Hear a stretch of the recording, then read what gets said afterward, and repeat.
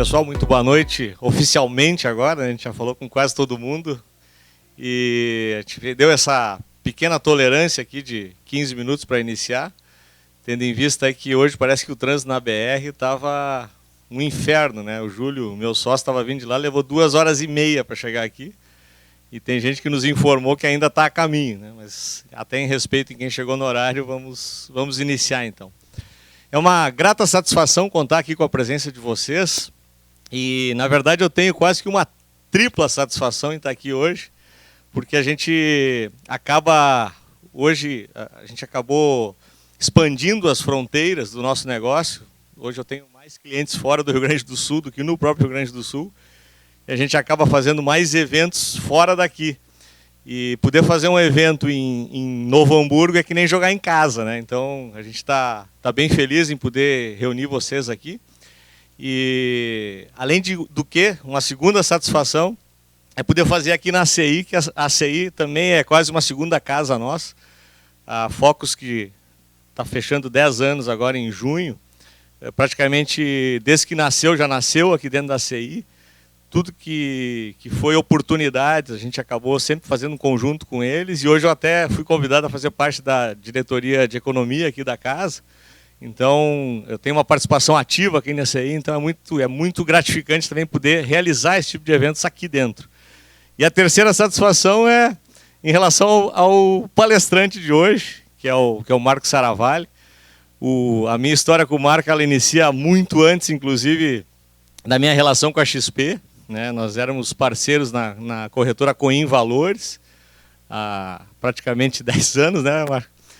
Tivemos a oportunidade de até fazer alguns eventos aqui em Novo Hamburgo, na época com o Marcão, e depois a gente acabou se separando porque a gente saiu da Coin, veio trabalhar com a XP, depois em 2012 você também saiu da Coin, né? Depois nos reencontramos numa outra parceria, o Marco montou uma casa de análise independente, acabamos representando essa casa, até hoje estamos parceiros lá do Pedro Gaudi. E agora, para nossa felicidade, o Marco faz parte do time da XP, coordena toda a área de análise lá de renda variável. E quando ele me falou, eu disse, pô, Marco, nós temos que arrumar um tempo na tua agenda para fazer um evento em Novo Hamburgo novamente, porque sempre foi um sucesso, né? Nós tivemos hoje a oportunidade de fazer um almoço aqui com a diretoria da ACI, o pessoal ficou encantado com o Marco, e eu espero que vocês saiam com esse mesmo encantamento aqui que nós tivemos hoje ao meio-dia. Mas alguns de vocês, nem sei se todos conhecem um pouco do nosso trabalho. Então, antes de iniciar, vou fazer uma rápida apresentação da Focus. Como eu falei, nós estamos fazendo 10 anos agora em junho. E ela faz parte, na verdade, nós somos duas empresas, que é a Focus e a Focalize. E a Focus é a nossa empresa de assessoria de investimentos, né? Então, o que a gente faz? Nós temos a distribuição de produtos de investimento, de ativos, em parceria justamente com o Grupo XP. Assessoramos os investidores em suas decisões de alocação de carteira, que é o trabalho do agente autônomo, que é o que a gente faz hoje. E basicamente trabalhamos com quase todos os tipos de ativos disponíveis. A gente só não vende poupança, o resto a gente tem tudo, né?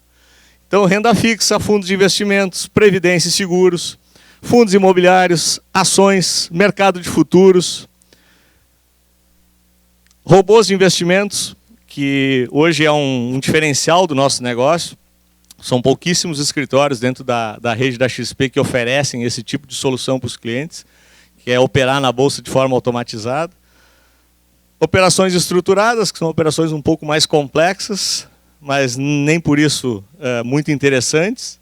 E câmbio também, para quem quiser fazer remessa, internação de recursos em moeda estrangeira, a gente tem essa disponibilidade também pela Focus.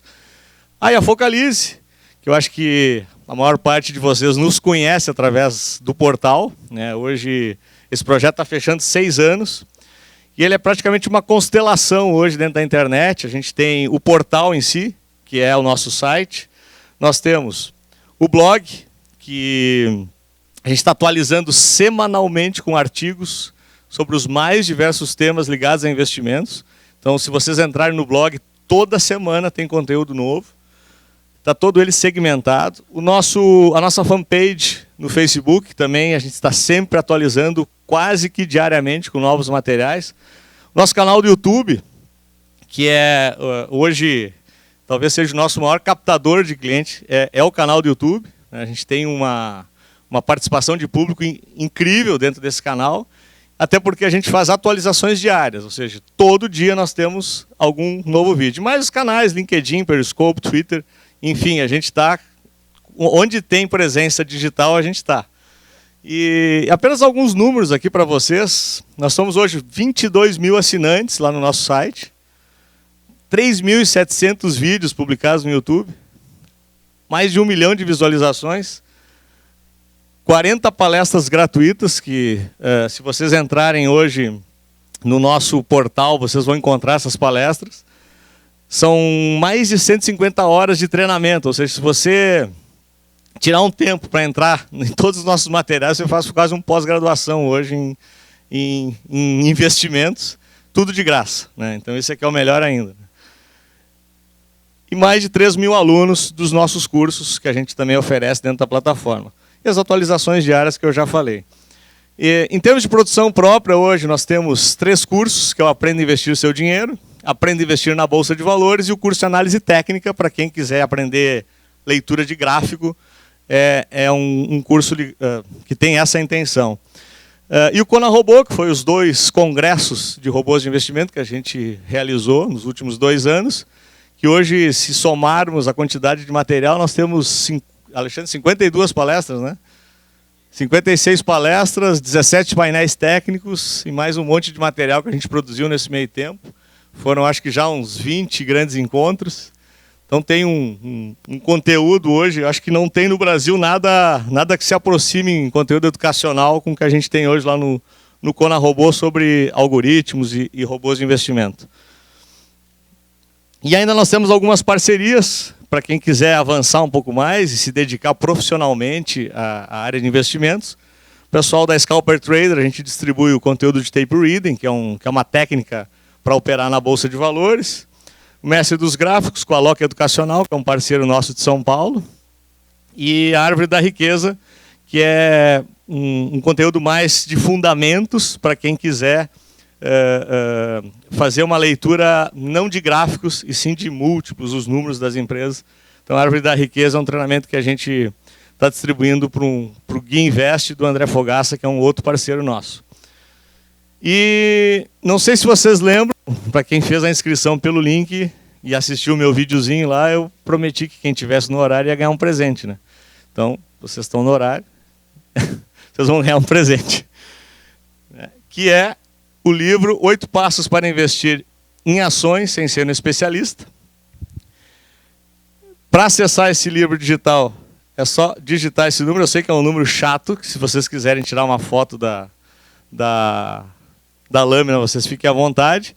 De qualquer forma, nós estamos gravando o evento e eu vou mandar para vocês a gravação do evento e vou mandar também todas as lâminas. Então, se vocês não quiserem fotografar, vocês vão receber esse link igual depois daqui do nosso evento. Mas para quem já quiser chegar em casa e estudar, aproveite e já pegue o link agora.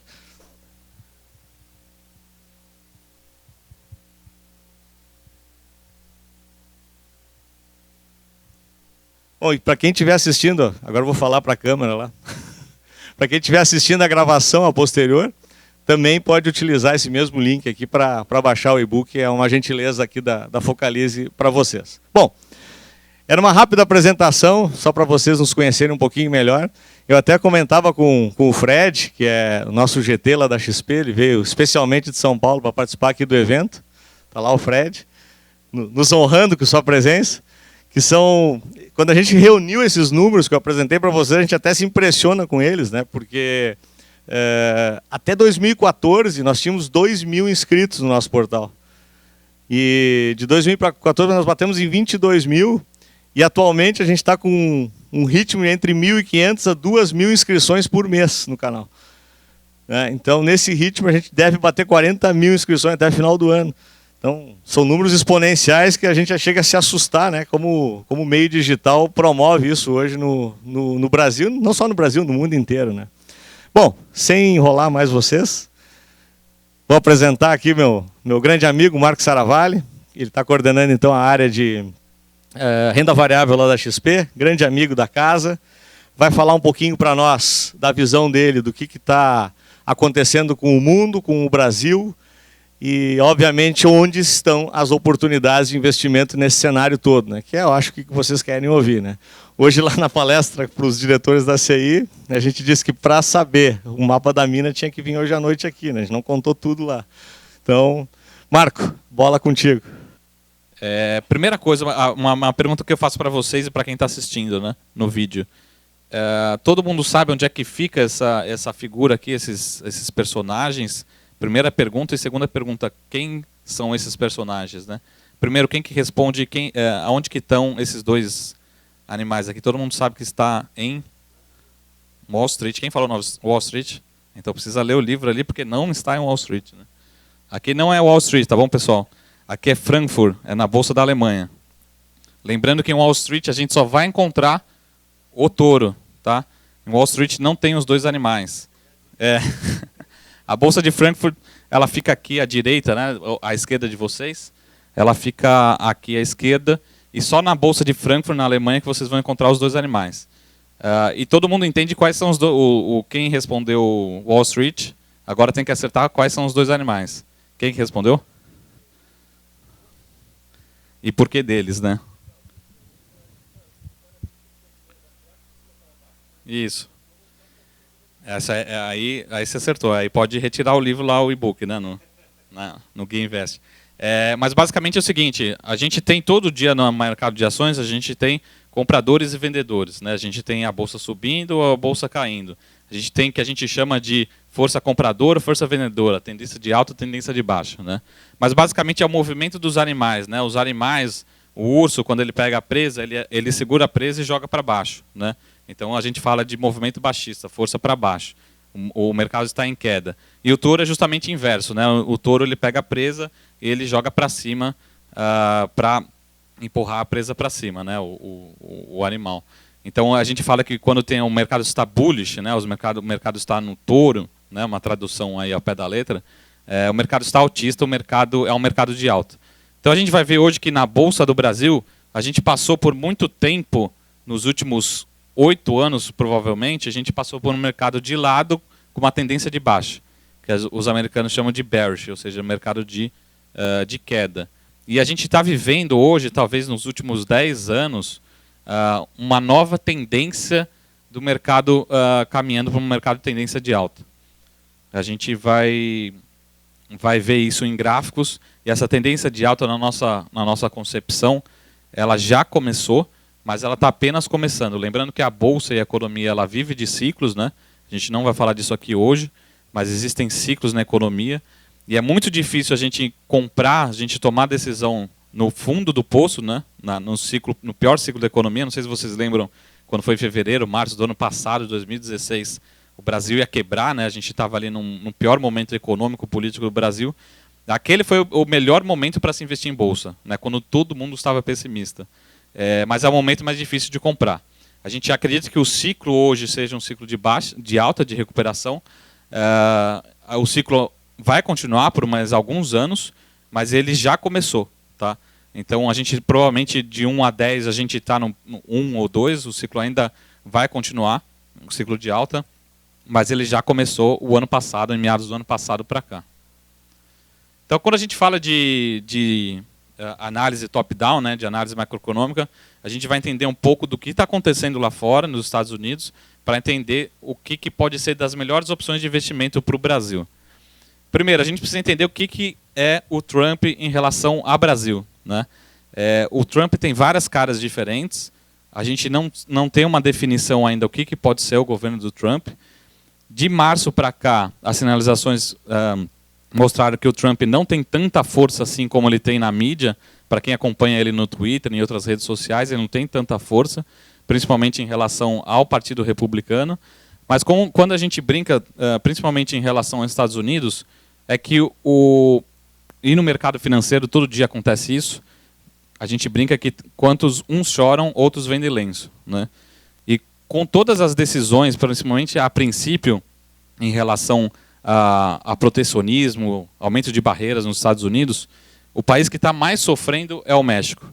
E quanto mais o México sofrer, felizmente ou não, né, mas felizmente, é melhor para o Brasil. Tá? Então, assim, qual que é o país que está chorando hoje? É o México em relação às medidas do Trump. Qual que é o país que pode ser relativamente beneficiado pelas medidas do Trump? É o Brasil. E o Brasil, no relativo, quando a gente fala no relativo em relação aos outros países emergentes, o Brasil ele disputa recursos em relação aos outros emergentes. Quais são os outros emergentes? Principalmente Turquia, África do Sul e Rússia. Então, por mais que o Brasil ainda não tenha dado sinalizações de recuperação econômica, os outros países eles estão piorando relativamente em relação ao Brasil, né? E aí o Brasil começa, como o Brasil disputa recursos do mundo inteiro, a gente está ficando melhor no relativo. Então a tendência é que esses recursos venham procurar os investimentos no Brasil. Tá? Então, só para citar um exemplo da pauta de exportação, essa pauta de exportação de 2015, até o fechamento de 2015. Ou seja, tudo que era produzido no México, a cada $100 exportado, $81 ia para os Estados Unidos. O Brasil ele tem uma certa relação com os Estados Unidos em relação à pauta de exportação, mas a gente vê que ele é relativamente próximo aos países emergentes, aos seus pares. Então, ou seja, se tiver um aumento de barreira de protecionismo nos Estados Unidos, um dos principais prejudicados deve ser o México. E quando a gente fala de disputar os recursos, o Brasil começa a ficar melhor relativamente e começa a aparecer nas manchetes dos principais jornais americanos, europeus, e começa a chamar a atenção dos investidores estrangeiros. Tá? Só para falar um pouco da XP, da nossa estrutura de análise, a nossa economista-chefe, não sei se vocês conhecem, é a Zeina Latif. Né? A Zeina Latif ela escreve às quintas-feiras no Estadão e ela participa também do conselhão do nosso presidente, do Michel Temer. Né? E ela esteve com alguns clientes nossos, investidores estrangeiros, na Europa e nos Estados Unidos no mês de fevereiro, agora. E uma pergunta que eu fiz para ela assim, é quando que o investidor estrangeiro vem para o Brasil? Né? Esse cara ele já está fazendo conta, esse cara já está estudando o Brasil, ele está pronto para entrar no Brasil. Né? E quando esse cara vai entrar no Brasil? Esse cara vai entrar quando tiver sinais consistentes que a economia está recuperando. Ou seja, por que a gente acha que tem uma oportunidade? Porque esse cara vai ser o último cara a chegar. Esse cara vai chegar quando a economia estiver dando sinais que o desemprego parar de crescer ou começar a reduzir, a inadimplência começar a reduzir, a confiança continuar aumentando, a atividade econômica começar a recuperar. E provavelmente esses sinais, a gente só vai ter consistência deles provavelmente em outubro, novembro ou janeiro do ano que vem. Né? Não vai acontecer agora tão cedo. A gente provavelmente vai começar a ter alguns sinais marginais, é isso que a gente está vendo. Não existe uma recuperação consistente da economia, mas quando a gente tiver uma recuperação mais consistente, é nesse momento que esse investidor estrangeiro vai chegar. Então esse cara vai começar a ligar para a gente, lá para a XP, vai começar a ligar lá para agosto, setembro, e ele vai tomar a decisão daqui 3, 4, 5 meses, então provavelmente ele chega, tudo mais constante no nosso cenário base, ele chega no final do ano, no começo de 2018. Tá? Por isso que a gente fala assim, a gente precisa entender bem os cenários para se antecipar em relação a investimentos, para não ser o último a chegar na história, né? Não ser o último a chegar na festa. Tá? E a gente fala assim, pô, tem potencial de entrada de recursos no Brasil? Né? Quando a gente fala assim, o mundo inteiro, principalmente o mundo desenvolvido, né, os principais países desenvolvidos, Estados Unidos e Europa, ainda estão com taxas reais negativas de juros. Que a gente está, não sei se todo mundo entende sobre taxas reais de juros, é basicamente assim, você tem um investimento que te rentabiliza 1% ao ano e a inflação é 5% ao ano. Ou seja, todo ano você perde 4%. Existem mais ou menos hoje cerca de 12 trilhões de dólares aplicados em taxas reais negativas de juros no mundo inteiro. Ou seja, esses 12 trilhões de dólares estão praticamente prontos esperando algum lugar para ir que tenha uma taxa de retorno, que tenha consistência, que tenha segurança jurídica, que tenha expectativa de manter a taxa de retorno nos próximos anos. Né? E aí, um exemplo que eu posso trazer para vocês foram os últimos leilões de concessões de aeroportos. Né? Não sei se todo mundo acompanhou, nós fizemos, o Brasil fez a concessão de 4 aeroportos aqui no Brasil, não teve nenhuma participação de empresa brasileira, tiveram 3 empresas estrangeiras, que são as maiores empresas do setor, que participaram e levaram as nossas concessões com um prêmio, né, que a gente diz, né, em relação à proposta inicial, um prêmio muito grande, ou seja, pagaram taxas muito altas, mas eles estão olhando, não estão olhando para 2017 e para 2018, eles estão olhando para 2030, 2035, período de 30 anos de concessão, né? Então eles estão olhando que existe sim no Brasil taxas de retorno atrativas, atraentes, não só no mercado financeiro, mas na economia real também. Mas a gente precisa olhar um pouco mais para o longo prazo e lembrar que é possível o Brasil ter recuperação de crescimento econômico, ter atratividade e taxa de retorno nos investimentos que faça esse investidor vir para o Brasil. Se alguém tiver alguma dúvida, pode levantar a mão, fazer a pergunta, que eu posso respondendo ao longo da apresentação.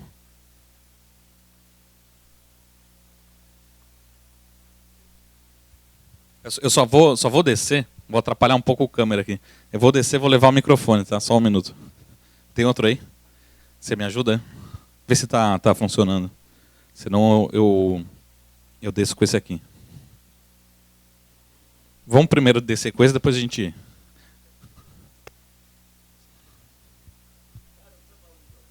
Não, é porque tem gente que tá gravando ali, não precisa ficar tímido. Só para pegar na câmera o áudio melhor. É que você falou que nem agora, essas concessões aí, né? O cara pagou, todas as empresas pagaram altos ágios aí, esses prêmios aí. Por que esses 12 trilhões aí, você falou segurança jurídica, mas qual a diferença? Por que nesse caso algumas empresas de fora resolveram investir e tem tanto dinheiro lá negativo? Então, esse grupo em particular são... Porque tem tanta coisa para fazer no nosso país aqui. Eu acho que assim, o que a gente precisa justamente é uma sinalização. Assim, apesar de a gente ter bons contratos, a gente também tivemos alguns defeitos, vamos colocar assim, né, para não ser muito crítico em relação ao governo anterior, nós tivemos alguns defeitos, entre aspas, em rompimento de contratos, né, como a MP 579 em relação às companhias elétricas, né, no Brasil. Então a gente precisa olhar para trás, por exemplo, a gente tem, desde o período da redemocratização, nós tivemos 2 impeachments. Então isso traz muita volatilidade, muita incerteza para o investidor estrangeiro. É um período muito curto, com muita volatilidade.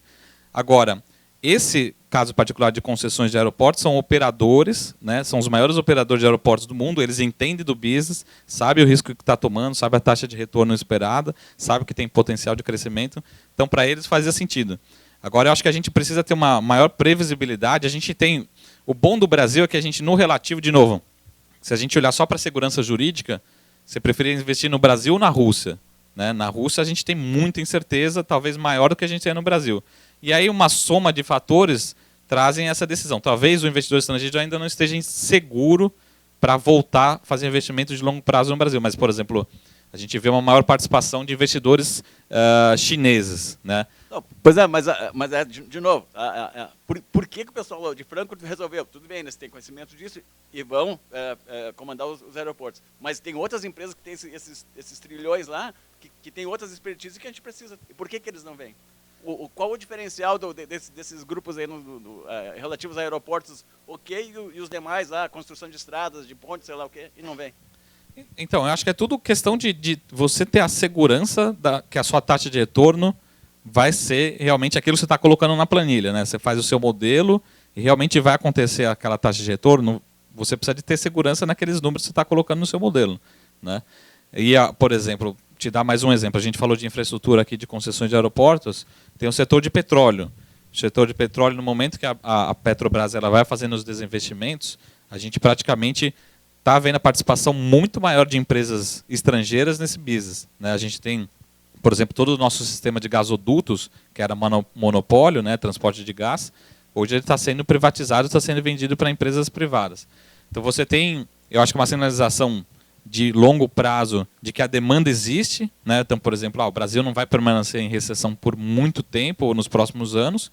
Você precisa de segurança jurídica, política, de contratual, para essas pessoas, esses investidores começarem a investir. Mas, de novo, esse perfil... Muito obrigado, hein? Esse perfil é muito individual. E lógico, ele é os muito... primeiros a acreditar, então, e participar do negócio. E alguns desses investimentos, eles são muito voláteis. Né? Por exemplo, esses 10 trilhões, 12 trilhões, uma parte deles está aplicado em recursos financeiros. Né? Então, por exemplo, para ele, se tiver um título público americano que pague, sei lá, 1% acima da taxa de inflação, que a gente chama de flight to quality, né? É muito fácil, uma das discussões que a gente vai ter nos próximos, talvez, 2 anos, é a curva de juros no mercado americano, e talvez isso faça, já falando um pouco de câmbio de moedas, isso faça um pouco as taxas americanas, né, o dólar americano se valorizar em relação a algumas demais moedas, principalmente em relação às moedas emergentes. Mas aí, de novo, a gente pode ter uma discussão aqui muito grande. O importante é a gente mostrar, sinalizar assim, que existe recursos disponíveis, líquidos, né, que a gente chama de liquidez financeira, né, no mundo inteiro, esperando uma taxa de retorno, procurando algum lugar rentável que dê essa segurança. Vão vir 12 trilhões para o Brasil? Não vão vir. Né? Mas existe um potencial e esses investidores eles estão fazendo conta. Estão fazendo conta, vendo se tem risco jurídico, se tem segurança nas projeções econômicas, crescimento, potencial. Então, é natural que se a gente tiver um cenário político, né, em relação a menor déficit, previsibilidade, contratos, é natural que, pelo menos, esse investidor ele faça a conta e fale assim, pô, vamos olhar para o Brasil como uma das opções de investimento. Né? Eu acho que é nessa sinalização. O grande assunto do Brasil para 2017, acho que o grande recado que eu vou falar aqui nessa palestra é a reforma da Previdência. Né? Existem outras reformas também muito importantes acontecendo, a reforma trabalhista talvez seja a segunda ou tão importante como uma reforma da Previdência, mas o importante a reforma da Previdência a gente precisa fazer, existe um déficit muito grande, e a gente precisa fazer hoje, antes que seja tarde demais. Né? O Brasil, se tudo mais constante, a gente fez uma projeção aqui, um modelo econométrico, se a gente projetar os gastos que a gente tem hoje na Previdência do Brasil, nós nos tornaríamos, em 2060, o país que mais gasta com Previdência no mundo. A gente gastaria mais do que Itália, Alemanha e Japão. O Japão até que tem uma característica de pirâmide societária muito diferente do Brasil, né? Uma população com idade muito maior. E aí a gente teria um déficit hoje, e como a gente sempre brinca, o bolso é o mesmo. Né? A gente teria que tirar de algum lugar para diminuir esse rombo da Previdência. Ou seja, economicamente é necessário, é uma questão muito polêmica, né? São questões impopulares, né? Essa é a grande discussão, mas ela vai acontecer. Pode falar. Deixa eu só... Cadê o Rafael aqui para me ajudar o microfone? Pode passar o microfone, por favor? Só para captar melhor o som. Alô. Bom, eu não sei se pode fazer pergunta durante aí, eu cheguei até... Pode fazer pergunta, tá, depois a gente vai deixar um espaço para perguntas e respostas, mas... Tá. Eu ia perguntar sobre aquele gráfico... Esse aqui? Não, isso, o anterior, esse aí. Tá, isso aí está comparando, os outros pontinhos são tudo de hoje, e o ponto vermelho é de hoje. Ali dos 12%. Sim. Aí está comparando 2060 com hoje. Com hoje. Mas todos os outros países até 2060 também iam aumentar. É porque está comparando o Brasil de 2060 com a Itália de hoje. Provavelmente esses países, por exemplo, assim, o regime do Japão é um regime muito mais flexível. Que eles, a cada janela, me falha a memória, a cada janela de 5 anos, é como eles fizessem uma mini reforma da Previdência. Então, provavelmente daqui a 20, 30, 40, 50 anos, o Japão vai continuar nesse mesmo perfil aqui dele. E os outros países, provavelmente, a gente deve ter pouca mudança. Agora, o Brasil não. O Brasil, como a gente tem um rombo, o Brasil, a gente projeta ele vai continuar subindo. Então, assim, depende muito de país para país. Lógico que, na sua grande maioria, eles têm regimes muito mais flexíveis e com outras características que o Brasil. Mas acho que o principal ponto da reforma da Previdência, eu sei, de novo, pontos... O objetivo hoje aqui não é bater papo sobre política e economia, a gente levar para o mundo dos investimentos, mas um dos pontos que é bastante polêmico é em relação à igualdade de aposentadoria entre homens e mulheres. E a gente vê que tem alguns países como o México, a Argentina, por exemplo, o México, 65 anos, os Estados Unidos, 66, a Alemanha, 65, e ambos são iguais, né? Ou seja, homem e mulher nesses países, as idades são iguais. O que a gente... Aqui, utilizando uma metáfora aqui eu trouxe a avenida, né? Utilizando a gente lá na XP, a gente tem um analista político, né? Um cientista político, que é o Richard. Ele trabalha 4 dias dele em Brasília. Ele traz as informações para a gente. qual que é o nosso cenário? Nosso cenário base, ainda que a reforma da Previdência, ela vai ser aprovada. Tá? Mas qual que é a metáfora do Richard que ele utiliza, e eu estou utilizando aqui, já gravando, pedindo permissão oficial aqui para o Richard utilizar a metáfora dele, que imagina que você é um carrinho de rolemã, você está dentro de um carrinho de rolemã, aqui em cima da ladeira, e você vai descer uma ladeira de paralelepípedo. O que vai acontecer? Você vai chegar aqui embaixo, só que você vai chegar todo tremido, né? Talvez sem rodinha, né? Mas você vai chegar. Essa é a reforma da Previdência que a gente tem hoje. A gente talvez tenha algumas alterações importantes em relação talvez à igualdade entre homens e mulheres, sejam dos pontos que seja alterado, mas a gente vai ter uma aprovação da reforma da Previdência, independente da pesquisa. O que eu peço aqui é que não acompanhe tão de perto as pesquisas, porque é natural, principalmente tem saído muita pesquisa do Estadão, do Broadcast, em relação ao possível placar da reforma da Previdência. Tá?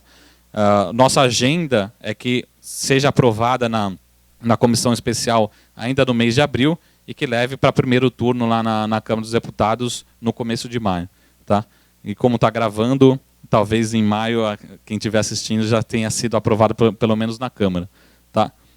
Esse é o nosso cenário base. Lembrando que esse cenário base ele é importante para a tomada de decisão de investimentos. Se não tivesse cenário base, aí precisa ligar para o André e falar assim, ó, não passou a reforma da Previdência, o que eu faço agora? Então é muito importante porque esse é o nosso cenário base, tudo mais constante. A gente pode também, mas a gente precisa estar preparado para um cenário de estresse. Né? Lembrando assim, como está gravando, fala assim, o Marco não falou nada de cenário de estresse. Ele existe, tá? Não é o nosso cenário possível, provável, tá? Mas ele existe com um percentual relativamente baixo. Mas é bom a gente estar preparado também para todos os cenários possíveis, mas o cenário base é que ele não venha acontecer. Quando a gente fala de investimento, eu peço atenção que vocês olhem principalmente para esse gráfico aqui, que é o CDS do Brasil. O CDS é basicamente como se fosse uma medida de risco, né? Como se fosse o risco país medido pelas agências. Né? O Brasil hoje, ele bateu um pico ali de 500 pontos, principalmente ali no começo de 2016, e o mercado financeiro, ou seja, aqueles que precificam esse risco do Brasil, é como se o Brasil já estivesse recuperando o grau de investimento.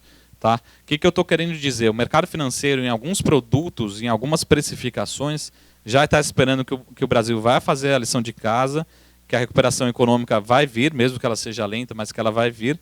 E o mercado já espera que o Brasil, em algum momento, talvez não em 2017, de novo, em 2017 não vai ter elevação de ratings do Brasil.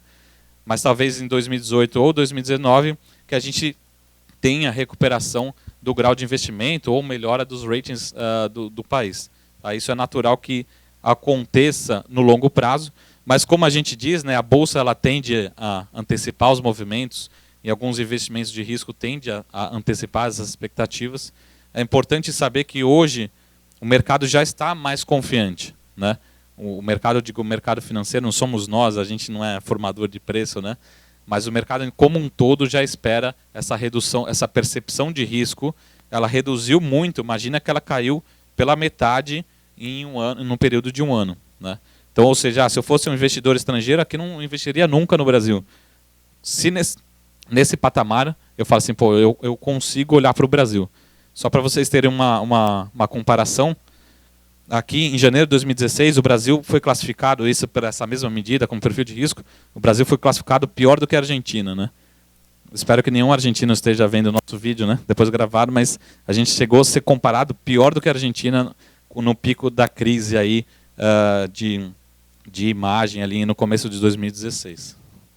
Tá? Em relação a câmbio, eu só vou deixar um recado aqui rapidinho de câmbio para a gente não entrar em muito detalhe de câmbio.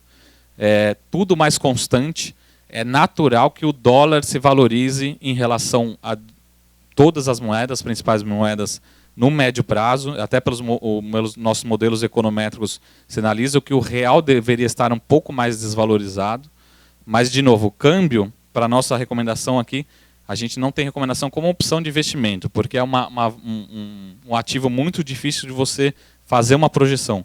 Ele sofre influências diversas, e no curto prazo a gente tem o contrário, a gente tem uma tendência de apreciação do real. O que é? Valorização, redução, queda da nossa taxa cambial. o que a gente espera que aconteça ao longo do ano? Que o real se desvalorize, mas marginalmente. A nossa projeção é 3,40 para o final do ano. Tá? Principalmente por conta do dólar mais valorizado em relação a uma cesta de moedas. Tá? Depois, se alguém tiver dúvida sobre câmbio, pode entrar em contato com o André, comigo, ou aqui na palestra depois. A gente pode entrar um pouco mais em detalhes. O nosso cenário de crescimento econômico e inflação, ele é muito benigno. A gente vai falar um pouco sobre taxa de juros. Ele é muito benigno para investimentos de risco. Né? O que eu estou querendo dizer? Se a gente tem uma inflação cadente, né, a gente chegou a bater 10,7% em 2015, as projeções para esse ano são próximas de 4%, a gente tem um cenário também colaborando, né, corroborando para a queda das taxas de juros. E quando a gente fala de queda das taxas de juros, é para todos os investidores. Estou falando para mim, para o André, para todo mundo que está assistindo, mas para fundações, para todo mundo que investe, vai precisar tomar um pouco mais de risco para ter melhor rentabilidade nas suas carteiras. Não adianta ficar sentado lá no título público, ficar esperando 1% por mês de taxa de retorno, que isso foi o passado. Ainda tem?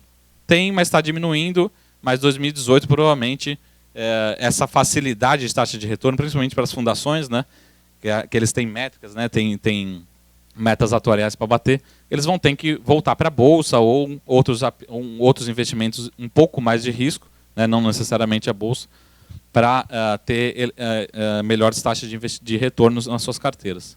Né? O que a gente tem falado aqui em relação à confiança? Isso aqui é muito importante para a bolsa, porque a bolsa também não deixa de ser um índice de confiança. Né? Quanto mais confiante a gente tiver em economia, a bolsa ela tende também a reagir a essa expectativa de melhores resultados das empresas. Né? O que aconteceu lá em agosto de 2016 é que esse índice de confiança ele é formado por dois índices, né? Basicamente dois grandes índices. O índice de expectativas, né, que é a linha em amarelo, e o índice da situação atual, que é em preto. Quando teve lá o impeachment, basicamente o índice de confiança subiu muito, mas o índice de situação atual ficou muito parado. Né? Ou seja, as pessoas no dia a dia ainda tinham medo de perder o emprego, as empresas ainda estavam diminuindo de tamanho. Hoje a gente tem uma sinalização que os dois índices estão melhorando. Ou seja, tanto o índice de expectativa como o índice de situação atual, ele está melhorando. A gente ainda está abaixo dessa linha preta aqui, que é a linha do 100, ou seja, só acima de 100 a gente fica otimista, abaixo desse 100 a gente ainda está pessimista, ou seja, não estamos ainda com a confiança otimista, ainda estamos num perfil, de certa forma, pessimista, mas está caminhando para a gente entrar numa zona de otimismo. Tá? De novo, aqui são alguns indicadores que a gente pode estar sinalizando que existem oportunidades. A hora que provavelmente cruzar essa linha aqui, a bolsa já disparou. Né? Como é um índice de confiança, a bolsa não deixa de ser um índice de confiança, a gente precisa se antecipar a esses movimentos, né, que está acontecendo na economia real. E aqui é a nossa expectativa em relação à curva de juros, né, a expectativa de taxa Selic no final desse ano de 2017. De novo, hoje a gente está começando a reunião do Copom, né, do Banco Central, amanhã termina, e aí eu já vou antecipar aqui para vocês as manchetes de quinta-feira. Né? Qual que vai ser a principal manchete de quinta-feira dos jornais? Banco Central acelera as quedas de juros. Né? O Banco Central reduz a taxa básica de juros em 1%, tá? Em 100 basis points. Essa é a nossa expectativa. E a nossa projeção para o fechamento desse ano, a gente nós mantivemos a expectativa de Selic em 9,75. Nosso cenário otimista é 9,25. Mas lembrando que tem uma série de casas, né, alguns bancos, sinalizando que a taxa de juros pode ir além disso, pode ir mais para baixo. Então, de novo, para quem tem investimentos, a gente precisa se posicionar em outros produtos, talvez em outros produtos que tenham uma parcela de risco um pouco maior, para a gente recuperar essas taxas de retorno que a gente tinha no passado. Né? E provavelmente esse cenário pode ser que se perdure ao longo de 2018. Ou a taxa de juros vai permanecer baixa ao longo de 2018. Tá? E esse aqui também, de novo, outro indicador que mostra que por que nos leilões de aeroportos não participaram empresas locais? Por uma série de motivos. Um deles é porque a gente tem uma taxa de juro real muito alta. Ou seja, as empresas têm um custo de capital, um custo de captação muito elevado. Então, para a gente ter uma taxa de retorno no aeroporto, para que viabilize essa taxa de captação, a gente precisa ter uma taxa de retorno absurda. E talvez faça sentido para quem tem uma taxa de captação de 2%, 3%, 5% de longo prazo, né, que são taxas americanas, europeias, que viabilizem esses projetos. Então, é natural, de novo, aqui ainda existe uma oportunidade, e ainda a gente tem investimentos de longo prazo com taxas reais de juros, né, os títulos mais longos com taxas, de certa forma, atrativas, né, mas provavelmente esse gap aqui vai fechar, ou seja, é natural que as taxas reais de juros caiam ao longo do tempo. Né? A gente pelo menos espera isso. Só para resumir, eu acho que para quem é investidor aqui não precisamos reforçar isso, espero, né? Gostaria de que todos concordassem comigo, que a poupança ela é um péssimo investimento. Né? Então o que a gente recomenda? Fuja da poupança. Né? Não precisa nem fugir da poupança porque na Focalize e na Fox vocês não vão encontrar poupança, então não precisa nem fugir. Mas assim, a poupança nos últimos 10 anos, desde 2006 até 2016, ela não rentabilizou, só apenas 2 anos ela rentabilizou mais do que a inflação. Ou seja, nos últimos 10 anos, a cada 8 anos, em 8 anos você não teve nenhum retorno da inflação. Você perdeu dinheiro, que a gente chama de forma real, né? Você perdeu o poder de compra. Então, você deixar dinheiro parado na poupança é basicamente sinônimo de perder dinheiro aos poucos. Né? É a forma mais segura de se perder dinheiro.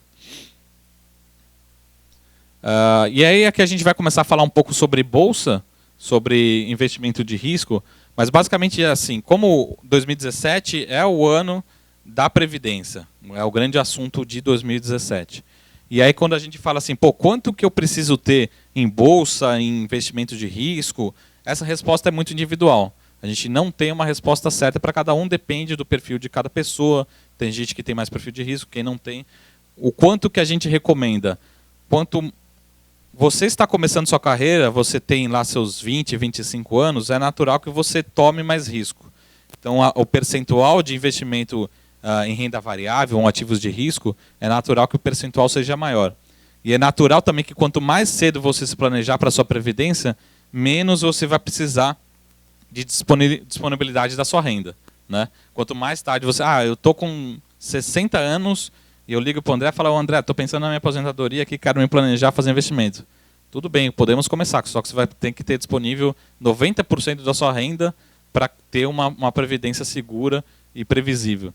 Então, quanto mais cedo você começar, menor ou maior é o percentual de renda variável, de investimentos de risco, e menor você vai necessitar de disponibilidade de renda no longo prazo. Tá? Então, basicamente, esse é o recado em relação a investimentos de risco. Né? Então, é basicamente isso. Num cenário de queda de juros, é natural que todos os investidores optem por uma parcela maior de investimentos de risco, tá? Mas não necessariamente você precisa, se você não tem perfil, se você não conhece, não necessariamente você precisa dar o primeiro passo, entrar em bolsa. Né? Talvez você tenha algo no meio do caminho. A gente tem, por exemplo, lá na plataforma, a gente tem ótimos fundos multimercados. Né? Multimercados, basicamente o nome de estudo, né? Ele pode investir em qualquer coisa, mas a gente vai ver lá na frente que, historicamente, em cenários de queda de juros, esses fundos multimercados têm uma rentabilidade muito boa. Tá? E eles vêm mostrando isso, pelo menos até março desse ano, vem entregando rentabilidades muito boas, muito superiores ao CDI. E uma das outras opções que a gente pode falar também são ações boas pagadoras de dividendos. Geralmente essas ações são mais previsíveis, têm essa rentabilidade através de dividendos, são menos voláteis em bolsa e pode ser uma alternativa, uma opção para quem está entrando em bolsa. De novo, a bolsa depende muito do perfil, a gente gosta muito, eu acho que tem muito potencial, precisa ter esse trabalho especializado, né, de análise de investimento, mas no longo prazo ela tende a trazer muita rentabilidade. Então eu só selecionei aqui rapidamente alguns fundos da nossa plataforma, que até março, como é que eles estão em relação ao CDI. Então eu não tenho nenhuma preferência em relação aos fundos aqui, depois o André individualmente pode apresentar cada fundo. Tem alguns fundos da XP, tem alguns fundos fora da XP, né, de outras casas, mas só para vocês terem um exemplo, como é que foi a performance desse ARX Extra que é um fundo multimercado. Até março desse ano, ele estava subindo 357% do CDI. Essa última tabela aqui é o percentual em relação ao CDI. Esse aqui é desde agosto de 2016, que quando começou a queda das taxas de juros no Brasil. Então vamos pegar qualquer fundo aqui, vamos pegar o segundo fundo, Adam XP Macro, subindo 228% do CDI no período, em 2017 subindo 408%. Posso pegar qualquer outro fundo, vamos pegar aqui o último, 108% do CDI, desde agosto, e subindo 130% do CDI. Então, lógico, depende do perfil, a gente tem diversos fundos na plataforma, tem alguns que o André gosta mais, tem alguns que tem um histórico melhor, O importante é sempre olhar um pouco do perfil do gestor, o histórico que ele tem, histórico recente. Nunca, uma frase básica aqui, nunca o passado quer dizer promessa de futuro, não quer dizer que ele foi bem no passado, que ele vai entregar bons retornos, mas é um bom indicativo. Se o gestor foi bem no passado, provavelmente há uma chance grande dele continuar sendo bom no futuro. E aí, a pergunta que todo mundo faz, basicamente, diariamente, fala assim, você tem algum fundo que pode entregar acima do CDI? A gente não pode prometer nada. A gente não tem promessa, mas historicamente, e pelo menos em 2017, esses fundos que a gente selecionou aqui, alguns deles, têm batido aí muito superior à performance do CDI. De novo, a XP não tem influência em relação à gestão desses fundos. São fundos que estão na plataforma, que basicamente nós somos distribuidores, a gente como cliente, eu sou cliente também da XP, a gente pode alocar nesses fundos de outras casas independentes aí do Brasil. Tá? Basicamente aqui, por que a gente ainda está otimista com a Bolsa? Tá? A gente tem um cenário para a Bolsa, para investimentos em Bolsa, bastante benigno, bastante confortável, bastante previsível. Tá? E aí quando a gente fala as empresas em Bolsa, a gente olha muito, por exemplo, para aquele múltiplo preço-lucro. Ou seja, a gente precisa ter um cenário que o lucro das empresas vão crescer muito. Tá? Então, num cenário de queda das taxas de juros e possibilidade de recuperação econômica, a gente sinaliza que tudo mais constante, que as empresas vão ter lucratividade maior nos próximos 2 anos. Mas a gente olha também, por exemplo, para quem faz a alocação. São os grandes fundos de pensão, eles alocam também grande parte dos seus portfólios em bolsa. Só que nos últimos anos, de 2011 até 2016, eles tomaram a decisão justamente inversa, esses fundos de pensão. Eles falam assim, vou sair da bolsa. O que a gente está falando? Que basicamente hoje a gente tem quase 140 bilhões de reais que deveriam estar alocados em bolsa, que devem voltar nos próximos anos, é natural que eles voltem para os próximos anos, até porque as taxas de juros estão caindo, que eles voltem a tomar risco para ter um pouco melhor de rentabilidade nas suas carteiras, e esse investimento ele está fora da bolsa e deve voltar no médio e longo prazo. Ele volta num mês? Não volta, porque também são decisões que são feitas a médio e longo prazo, eles levaram muito tempo para sair da bolsa e eles devem voltar para a bolsa no médio e longo prazo, esses grandes fundos de pensão. Então é natural que eles tenham uma recuperação. Basicamente eles tinham em 2011 12% do patrimônio deles alocados em bolsa, hoje eles têm 4,5%. Aqui basicamente o gráfico do Ibovespa dos últimos 9 anos. O que a gente viu é a bolsa, esse aqui é o principal índice da bolsa, o Ibovespa, ele com uma tendência de queda, para quem o André e o Júlio aí que acompanha mais de perto, essa tendência de queda, ou seja, esse grande ciclo de queda do Ibovespa, grande parte justificado pela nossa recessão, talvez a pior recessão dos últimos 50 anos, ou dependendo do economista fala que é a pior recessão do Brasil de sempre, nunca nós tivemos indicadores tão ruins, e a bolsa ela reflete a atividade econômica das empresas, os resultados das empresas. Então nós tivemos de 2008, 2009 até 2016 um grande ciclo de baixa da bolsa. O que a gente está vendo hoje? Fundamentos que justifiquem que a gente está entrando num novo ciclo de alta. Lembrando que esses ciclos eles demoram para acontecer. Existem sinalizações que ele já começou, mas também existem sinalizações também que ele pode durar, ou seja, ele pode durar 2, 3 anos para frente. Lógico, tem dentro do nosso cenário base de recuperação da atividade econômica, as taxas de juros continuando caindo, tudo é possível, leva a acreditar que esse ciclo está apenas começando. Tá? E aí, de novo, eu peguei alguns exemplos aqui de alguns papéis que se valorizaram, não foram as maiores altas, mas alguns papéis se valorizaram nos ciclos de quedas das taxas de juros. Tá? Então vamos pegar alguns papéis que são alguns papéis conhecidos pelo mercado e empresas bastante conhecidas. Em julho de 2003 até junho de 2004, a Selic, a nossa taxa básica de juros, caiu de 26,5% para 16%, uma queda de 10,5 pontos percentuais. Tá? Nesse ciclo aqui, eu peguei uma ação CCRO.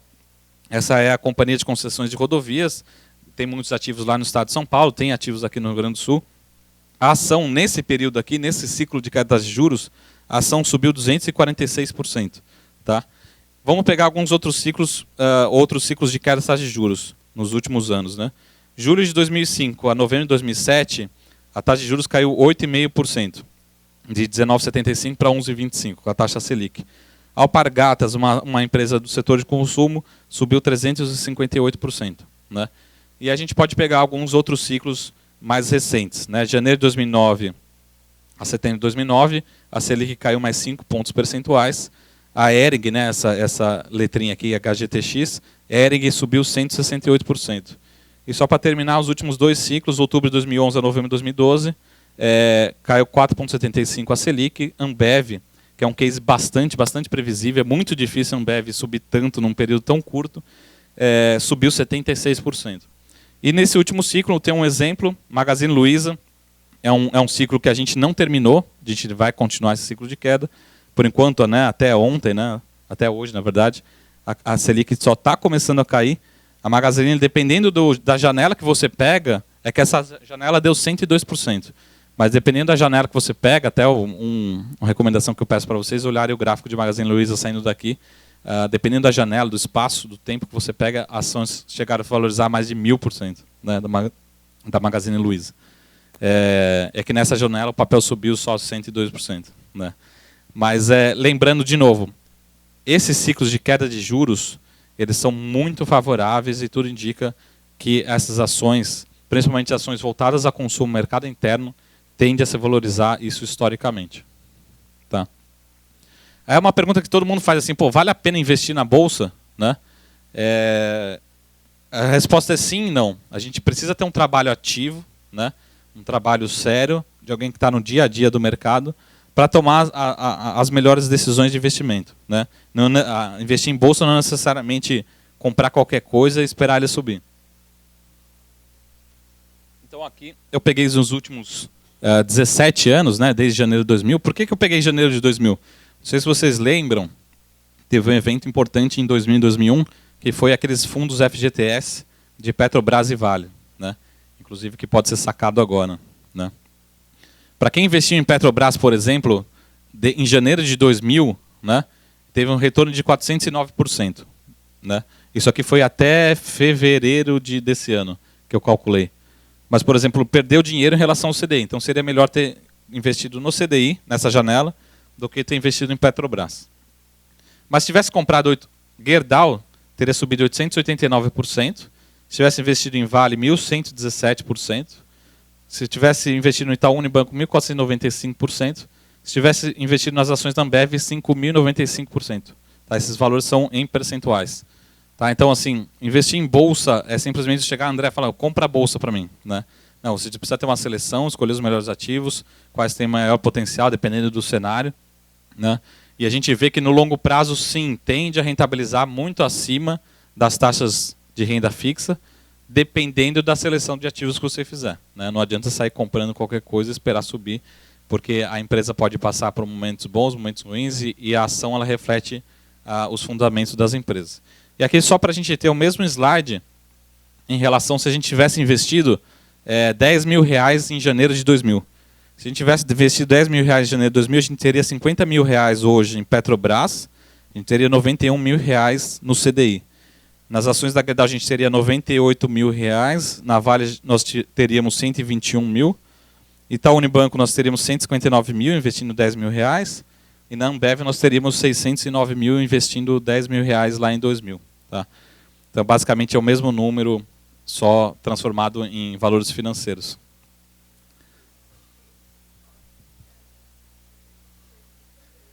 O case da Petrobras é um case que, na minha opinião, não foi um case de sucesso, né? Você perdeu dinheiro, pelo menos nesse espaço de tempo, você perdeu dinheiro que seria melhor ter investido na renda fixa, né?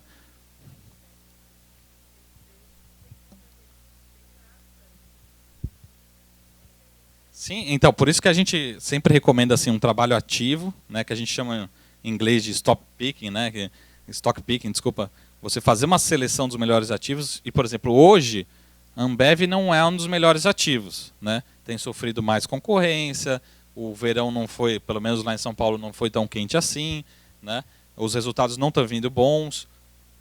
Então, para a nossa recomendação, por exemplo, vai esse trabalho de gestão que a gente chama de gestão mais ativa, mais próxima do cliente, né, de escolher os melhores ativos. E pelo contrário, hoje, inclusive uma das nossas recomendações, a gente recomenda sim comprar Petrobras. Então, assim, pô, é um papel que sofreu tanto, que chega uma hora e fala assim, pô, não tem mais para onde ir. Ele tem um ativo lá, tem um valor naquele ativo, tem poços, tem petróleo lá dentro, e só que o mercado começou a ficar irracional em relação a esse ativo, né? Então, uma das nossas recomendações, por exemplo.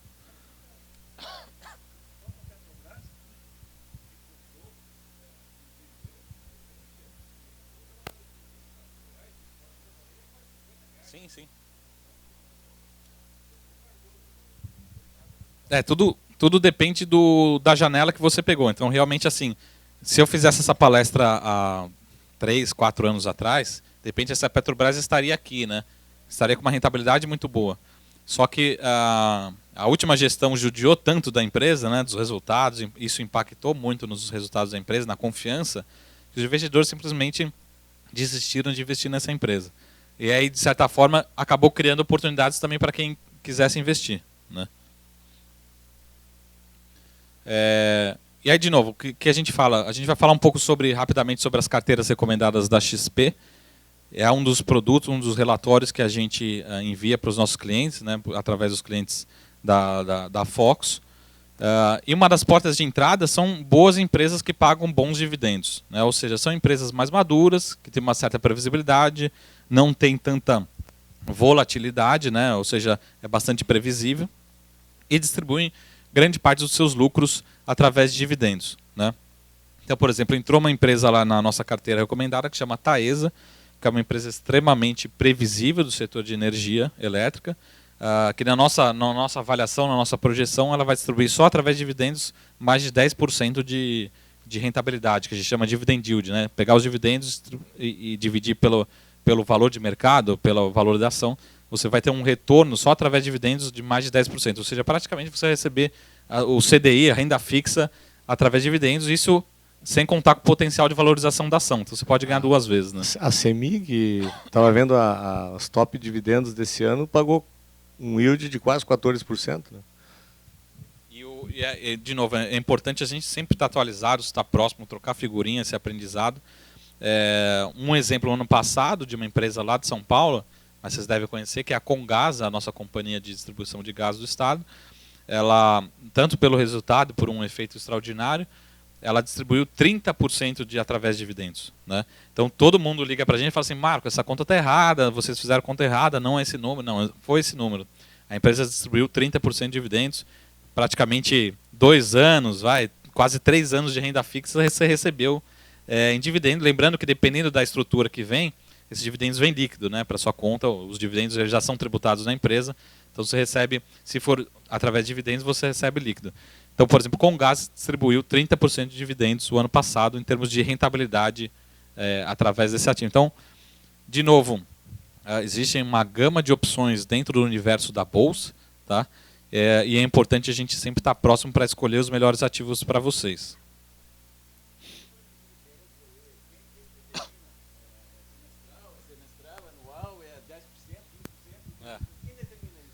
Então, a grande pergunta, quem determina são vocês, né? Fala assim, vocês como, né? Vocês acionistas, né? Então, é justamente isso. O brasileiro, a gente não tem uma cultura de participar de assembleias, né? Nos Estados Unidos, todo mundo participa de assembleia. Então, é natural que você, como acionista, você tem direitos e deveres, né? E você leve para a assembleia e fala assim, eu não quero que distribua 15%, eu quero que distribua 20% do lucro, eu quero que distribua 30%, não, eu quero que distribua semestralmente. Lógico, você tem controladores, você tem grandes acionistas que têm maior participação, mas são os acionistas que definem. A lei das SAs obriga que seja distribuído no mínimo 25% do lucro distribuível, né, que precisa, e a política é determinada pela empresa, no mínimo anualmente. Né, a empresa gerou lucro no resultado, né, do exercício, tem que haver a distribuição. Né. Se não gerou lucro, não tem distribuição, né, não dá para distribuir prejuízo. Só para ter o Bradesco, o Itaú distribui mensalmente. Então, assim, a rentabilidade do Itaú e do Bradesco é muito grande? Não é muito grande. Mas tem muita gente, cliente nosso, que gosta de ter Itaú ou Bradesco ou qualquer outro banco, porque pinga na conta, aparece na conta todo mês uma distribuição de dividendos, né, já na sua conta automaticamente. Então, de novo, a grande maioria das empresas distribuem anualmente, uma vez por ano, e na aprovação do balanço, então elas estão distribuindo agora, março, abril, né, na aprovação depois do fechamento do balanço do ano. Mas as empresas não têm uma política certa de empresa para empresa, e o percentual também é definida na Assembleia Geral Ordinária todo ano. Tá? Se eu quero distribuir 25, vou distribuir 25, que é o que manda a lei. Quero distribuir 50, vou distribuir 50, não tem uma regra, são os acionistas que definem. E é bom deixar claro que, assim, que o acionista não é o executivo, não é o presidente, não é o diretor, são os acionistas que definem a distribuição. Tá? Mas se a gente comprar todo mundo junto aqui, uma ação todo dia, uma hora nosso grupo aqui, a gente vira um acionista representativo. Mas é basicamente isso que às vezes acaba acontecendo. Né? E esse a gente pode se representar. Isso aqui eu vou deixar rapidinho para a gente, no bate-papo, depois falar um pouco sobre estratégia. Tá? Mas basicamente o que a gente fez de alguns meses, principalmente de março para cá, a gente aumentou a exposição a empresas voltadas ao mercado interno, que devem ser beneficiadas com esse cenário aí de corte de juros, né?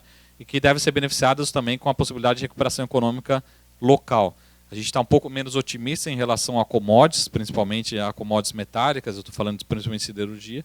A gente reduziu nossa exposição. A nossa principal exposição ainda continua sendo Petrobras, as nossas carteiras, e Itaú, né, são as duas principais opções. E aí depois, na perguntas e respostas, a gente pode bater um pouco um papo sobre alguns cases, se vocês tiverem alguma dúvida, quiserem perguntar sobre em relação à estratégia e sobre ações. Tá?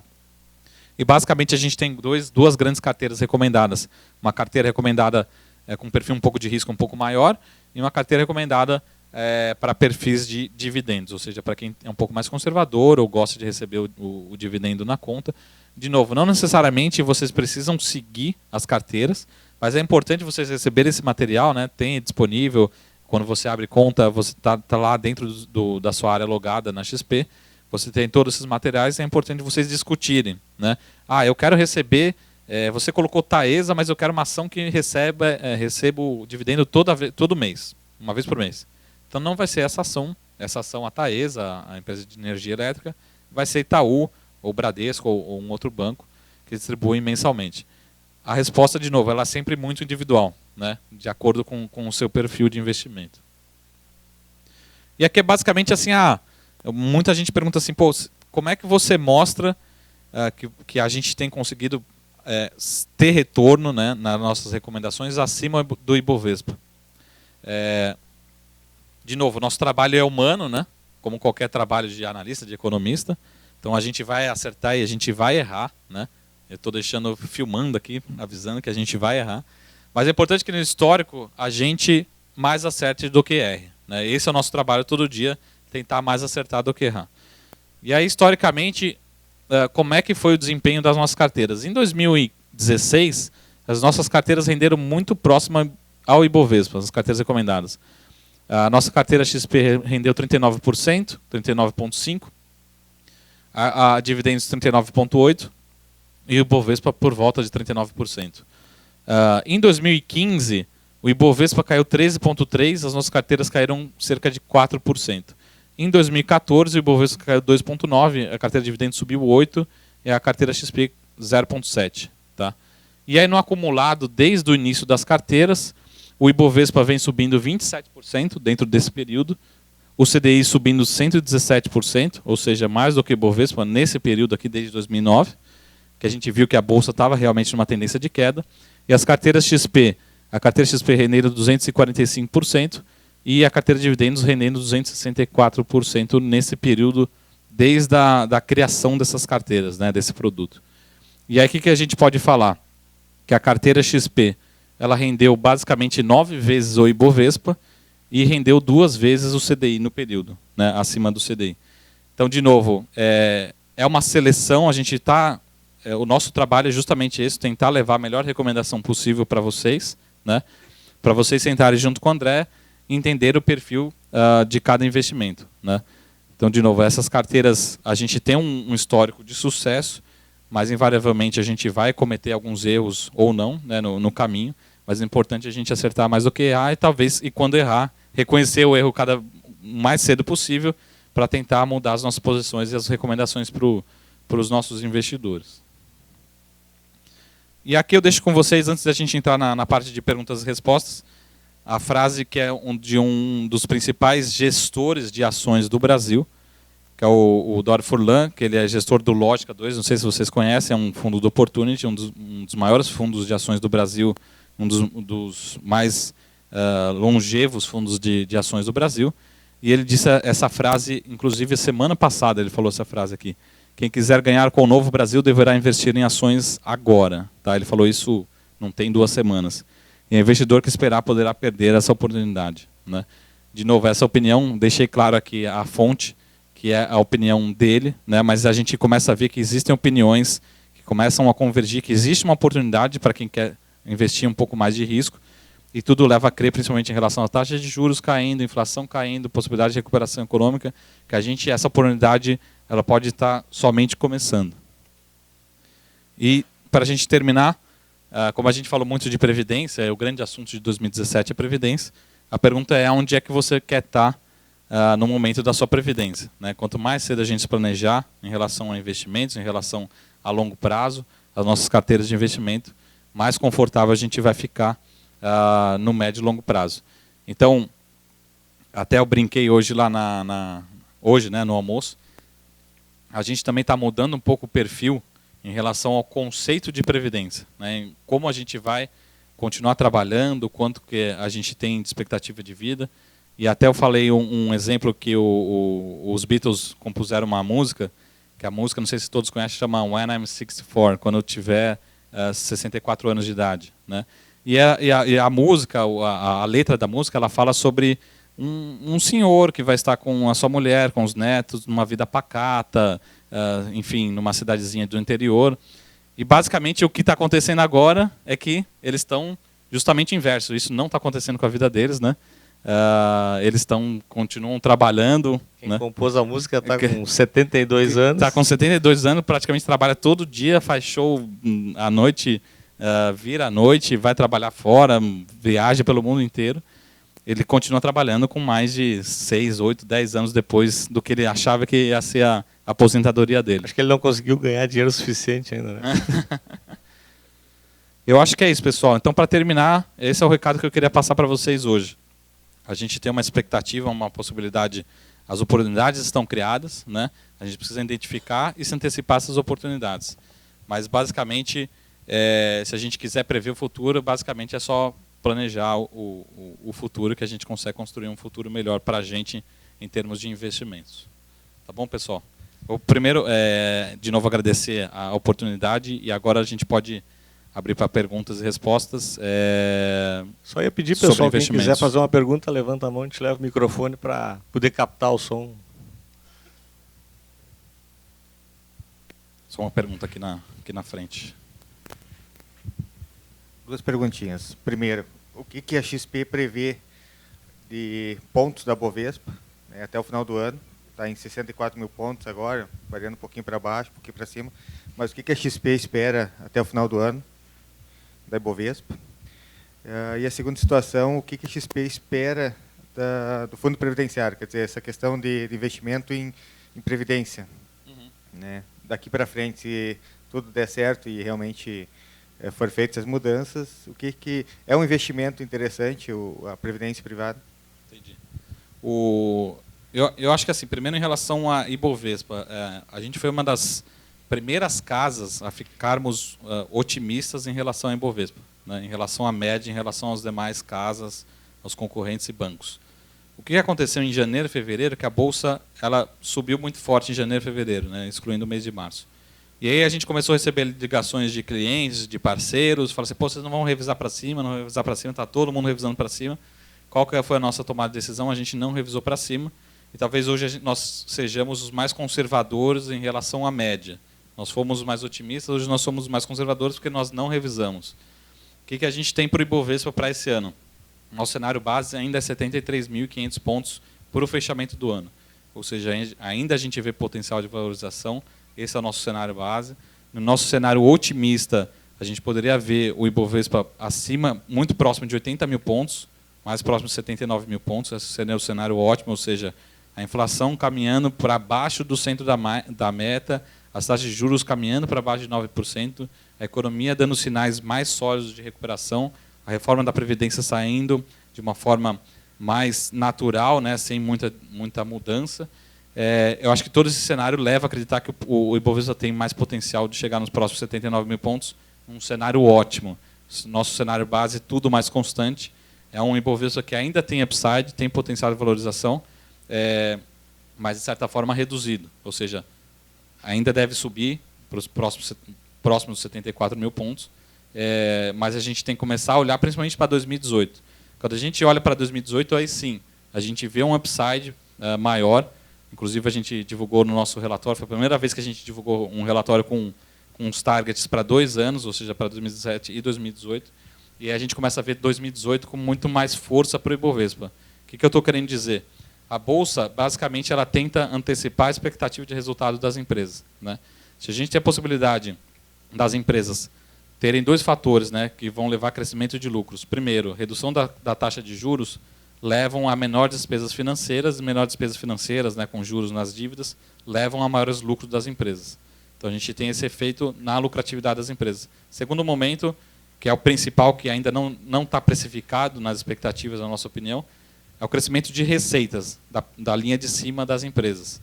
A gente ainda não tem expectativa de evolução das receitas, mas provavelmente 2018 deve ser um ano muito melhor do que foi 2016, com certeza, mas melhor do que 2017. E é que a gente chama de alavancagem operacional, né? As empresas estão tão diluídas, tão diminuídas, tão pequenas, né, que qualquer crescimento de receita pode, de 5%, por exemplo, pode trazer 30%, 40%, 50% de crescimento de lucro na linha final, porque é alavancagem operacional no resultado, né? Então, de novo, a gente ainda vê upside para o Ibovespa para esse ano.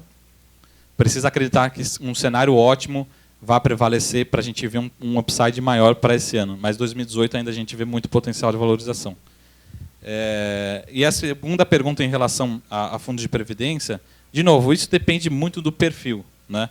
Não tem uma resposta certa para investidores, isso é muito individual, né? No meu caso, eu posso falar do meu caso. O que eu prefiro fazer? Eu prefiro sentar com o André, e é isso que eu faço. Eu também tenho um assessor meu, lá dentro da XP. Eu sento com o meu assessor e falo assim, eu preciso montar uma carteira para a minha previdência, né? Então, eu monto portfólios de médio, curto, longo prazo, né, com diferentes perfis de risco, e eu monto a minha previdência, né? Se é a melhor decisão, eu não sei. É uma melhor decisão para mim, que eu me sinto confortável. Mas acho que cabe você sentar com o André e ver principalmente as questões tributárias, né, rentabilidade, prazos, é importante. Sucessório, para você falar assim, o que eu quero para mim, para minha mulher, para meus filhos, né, para as próximas gerações, quero planejar. E acho que por isso que você precisa de uma assessoria individualizada.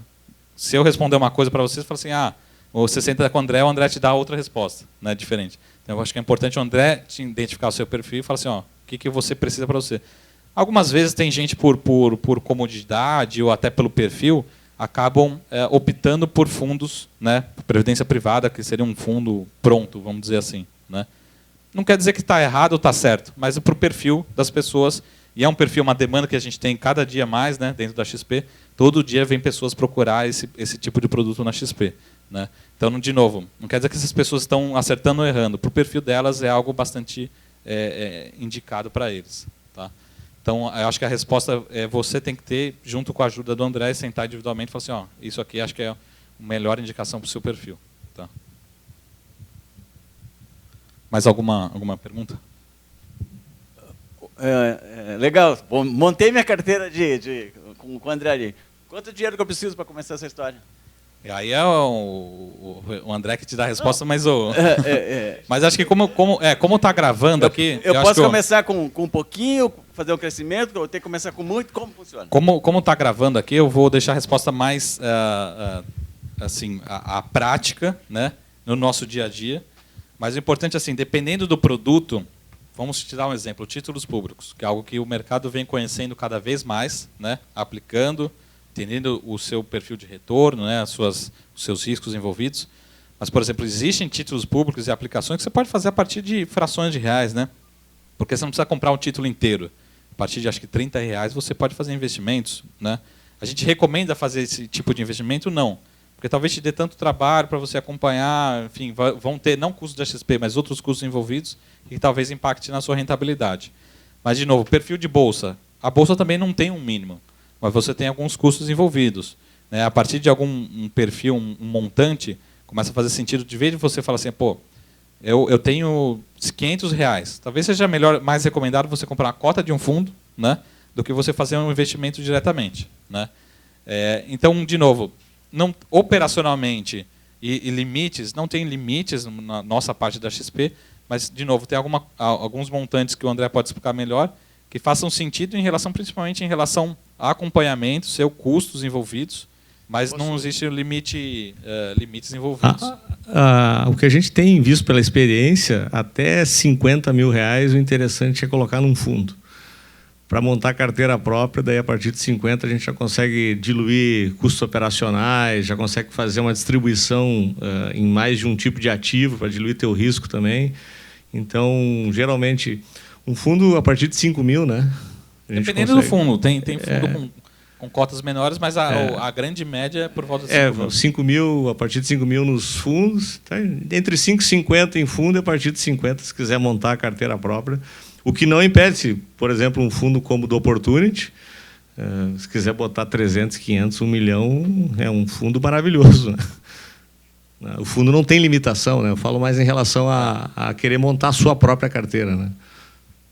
Outra pergunta, eu vi ele falou ali que tem 22 mil, né? Tá crescendo, mas como você falou em outros países, a questão de ações, de bolsa já está bem desenvolvida. Aqui no nosso país o problema é educacional, poucas pessoas sabem disso. Mas está vendo um crescimento, sei lá, que velocidade percentual está crescendo? Pessoas investindo em bolsa? Eu acho que assim, o André ele pode falar um pouco da parte educacional, que acho que assim, talvez seja 90% da responsabilidade seja educacional, né? A gente não tem matemática financeira nas escolas, a gente não tem educação financeira. Tá começando a mudar a grade curricular, mas acho que é uma tendência cultural de médio e longo prazo. Mas um dos grandes fatores que eu mostrei aqui para vocês na apresentação em termos econômicos é a nossa taxa de juros, né? Então, assim, não estou falando nós, pessoas físicas, mas, por exemplo, a fundação, que é um grande investidor, que a gente é um dos nossos clientes da XP lá na mesa, esse cara fala assim, pô, eu tenho uma taxa de juros a 14%. E a meta atuarial dele vou chutar o número aqui, mas é 13%. Para que ele fala, por que eu não preciso trabalhar mais, né? Então, nos últimos 3 anos, esse cara nem fez conta. Esse cara falou, investe num título público lá que me dá 8% real, 7% real acima da inflação, com uma tranquilidade que eu consigo bater minha meta. Só que a partir de agora, desse momento, esse cara vai ter que começar a fazer conta, começar a ver produtos alternativos, voltar para, principalmente, tomar um pouco mais de risco. Então, um dos grandes culpados também, e aí, de novo, por que os Estados Unidos tem uma das maiores parcelas de investimento em bolsa? É cultural as pessoas investirem em bolsa. Tem diversos motivos, talvez a educação seja um dos principais deles, mas a taxa de juros deles não rentabiliza historicamente, né? Então, por exemplo, aplicado hoje, ele termina o ano no 0 a 0, numa taxa real de juros, muito próxima do 0 a 0. Ele não tem uma rentabilidade. Então, é natural que ele vá conhecer perfis com um pouco mais de risco, mas que tragam bons retornos, né? De novo, a bolsa deles, dos Estados Unidos, também historicamente, não tem esses ciclos otimistas aqui favoráveis. Quando o Brasil tem esses ciclos aí, que a gente acredita que nós estejamos apenas começando, eles vão ter lá uma Magazine Luiza que vai subir 1000%, né? Nunca vão ter. Vão ter papéis que sobem muito, sobem 15%, 20% na média, né? Esses são anos bons nas bolsas americanas. Aqui não, a gente já teve... Pega a Tesla, né?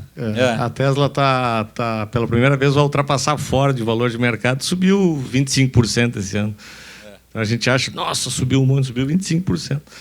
É uma das empresas mais inovadoras do mundo. Então, o Brasil é uma grande oportunidade como ativos disponíveis, né, para esse tipo de upside. E assim, lógico que a gente está num país emergente, que envolve outros riscos, mas, ao mesmo tempo, tem muitas oportunidades. A gente teve Magazine Luiza que subiu no ano de 2016, subiu 500%. Né? A gente não tem casos assim tão comuns nos Estados Unidos, porque a gente está num perfil de risco diferente. Né? Mas a gente tem casos aqui de oportunidades também muito boas. Então, mais uma pergunta.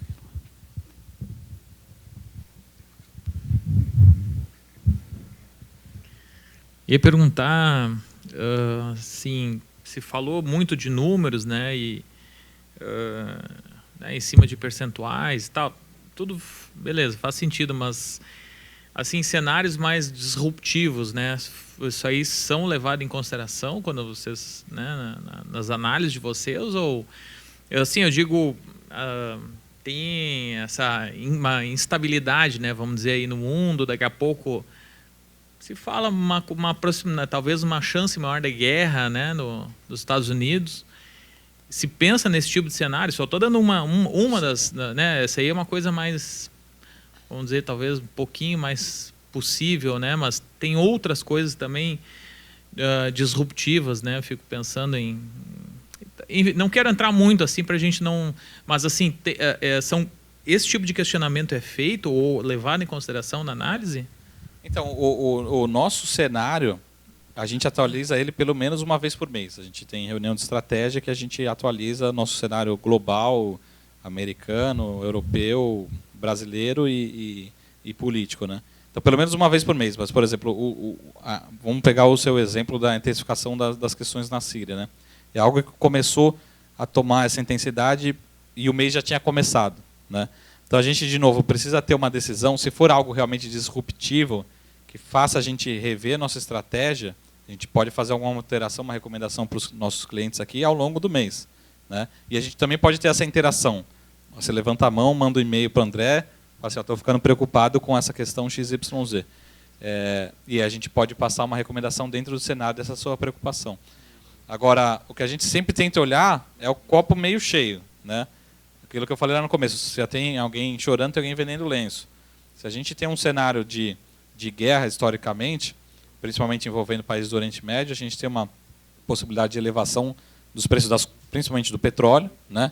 E a gente tem a principal empresa brasileira aqui listada em bolsa, que é a Petrobras, que pode ser beneficiada, e as ações tendem a se reagir em relação aos cenários de aumento de preços de petróleo, porque agora a política de preço está mais relacionada a preço de petróleo. Né? E aí, de repente, pode até surgir uma oportunidade de investimento dentro de um cenário de guerra exterior. Né? A gente tentar ver quais são as oportunidades e a gente pode realmente surgir uma oportunidade. Então, de novo, a gente está sempre avaliando, vamos supor que a gente tem um cenário, a gente está vendo que o cenário da reforma da Previdência não vai ser aprovado. Né? Ele está ganhando intensidade, está ganhando força, a gente vai ter que se posicionar e posicionar os nossos clientes em relação a esse cenário. Mudou isso, XYZ, e a gente vai ter que mudar a nossa alocação. Agora, a gente não vê nenhuma mudança, principalmente, por exemplo, o Trump. É um fator que a gente tem preocupação? Tem. Mas dificilmente vai ter algo disruptivo. Né? Pode ter uma confusão aqui com Rússia, com Síria, com outros países, com México, mas nada disruptivo em ordens de grandeza. Né? Então é isso que a gente vai analisando. Por exemplo, a gente analisa diariamente as eleições na França, que é algo que ninguém fala no Brasil, que na nossa preocupação tem uma intensidade da Marine Le Pen ser eleita, que pode trazer volatilidade, principalmente em relação a moedas, mas é algo que a gente analisa todo dia, as pesquisas que saem na França, e as eleições são agora no final do mês de abril. Então a gente sempre está analisando a economia global, mundial e brasileira e política, para ver se pode surgir tanto uma oportunidade como alguma mudança de estratégia. Né? E a gente precisa estar posicionado em relação a essas possíveis mudanças. Tá? E aí a gente faz essa análise praticamente diariamente. Né?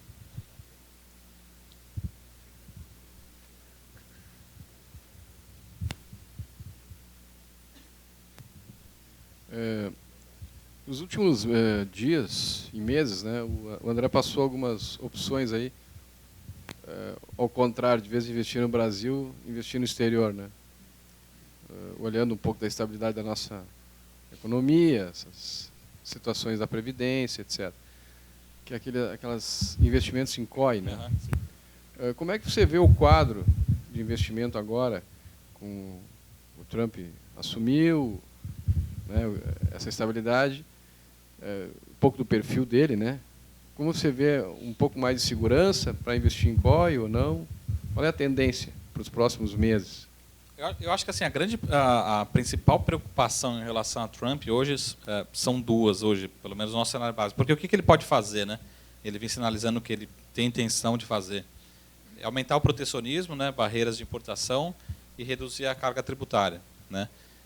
Esses efeitos eles têm muito mais efeitos em relação às taxas de juros americanas, expectativa curva da taxa de juros, e expectativa em relação a impactos no crescimento econômico americano. Né? Então, talvez essa seja uma das nossas recomendações em relação a esses ativos americanos. Talvez a grande dúvida, né, o pessoal que está ali nos Estados Unidos pode mostrar um pouco melhor do que para a gente, mas assim, eles estão passando por taxas basicamente de pleno emprego. Eles fecharam semana passada, né, que saiu o dado do payroll, que é a taxa de desemprego americana, né, eles estão batendo 4,5% como se fosse o mundo perfeito. Ou seja, a gente não tem preocupação em relação ao crescimento, e talvez a preocupação global hoje seja em relação à velocidade do crescimento americano. Né? E aí traz mais impactos em relação à taxa de juros, em relação à taxa cambial. Então, assim, a gente vê um cenário, de certa forma, benigno para a evolução da lucratividade e crescimento de receita das empresas americanas, né? Por isso que a gente recomendou esse COI. Ainda a gente vê potencial de crescimento da atividade econômica americana. Muito mais seguro, muito mais previsível, por exemplo, do que alguns mercados emergentes. Né? Não é o caso do Brasil, mas, por exemplo, a gente recomendaria algo na África do Sul? Não, a gente tem muita incerteza, muita volatilidade na África do Sul. Rússia também, a gente tem muita previsibilidade.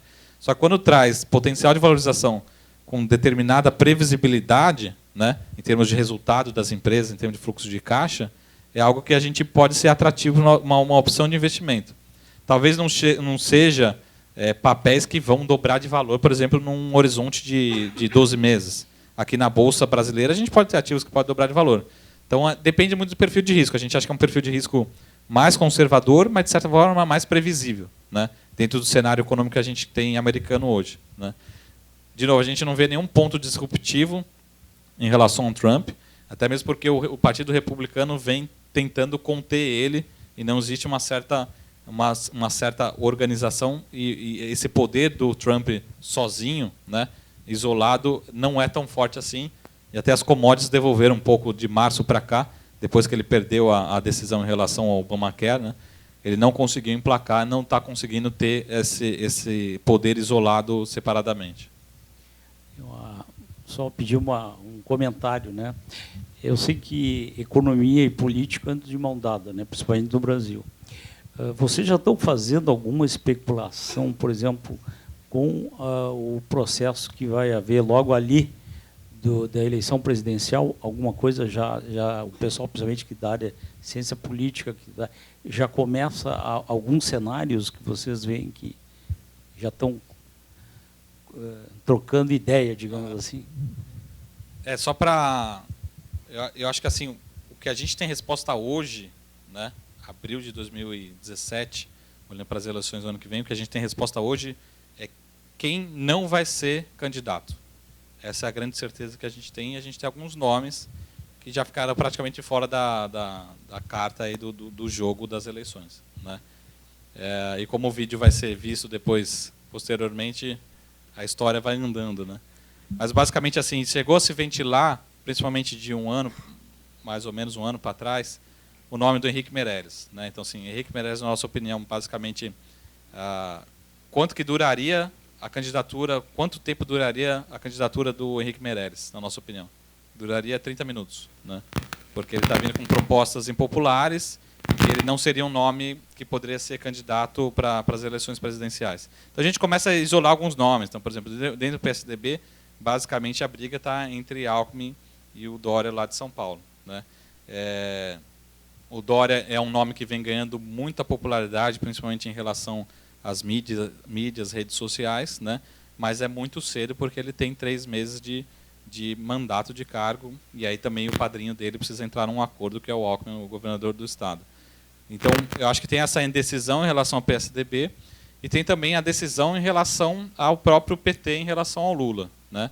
Lembrando que a gente tem uma investigação sendo feita, existe a possibilidade muito grande do Lula, nesse período, se tornar ficha suja, que tornaria ele não elegível, né?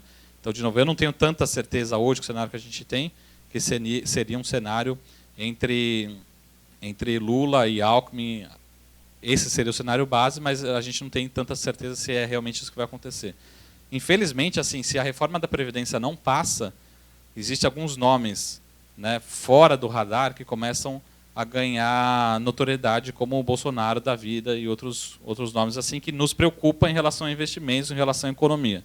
Então, por isso que a reforma da Previdência ela é importante, porque se no momento de recessão, de aumento do desemprego, de volatilidade, começam a surgir nomes fora dos nomes tradicionais da PT, PMDB e PSDB. Começa a preocupar a gente do mercado financeiro e da gente da economia real, né? E esses nomes realmente eles podem ganhar força num cenário desse. Então, de novo, a reforma da Previdência não é só importante para a economia de 2017, ela é importante para os próximos anos e até para as eleições de 2018. Né?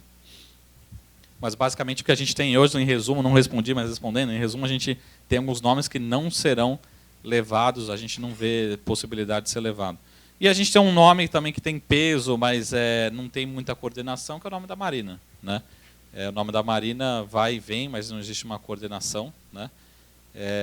E a gente não vê tanta força, ganhando tanta força. Então, acho que basicamente é o PSDB decidir um nome e o PT e o TSE entrar num acordo o que pode ser em relação à investigação possível do Lula. Né?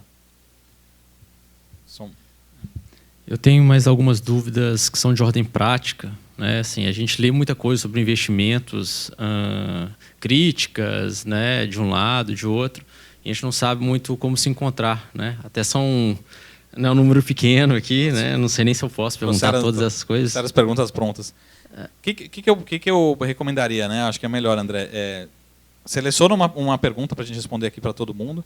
E depois eu vou ficar aqui no café, eu posso responder individualmente, ou o André, o time da Focalize, da Fox.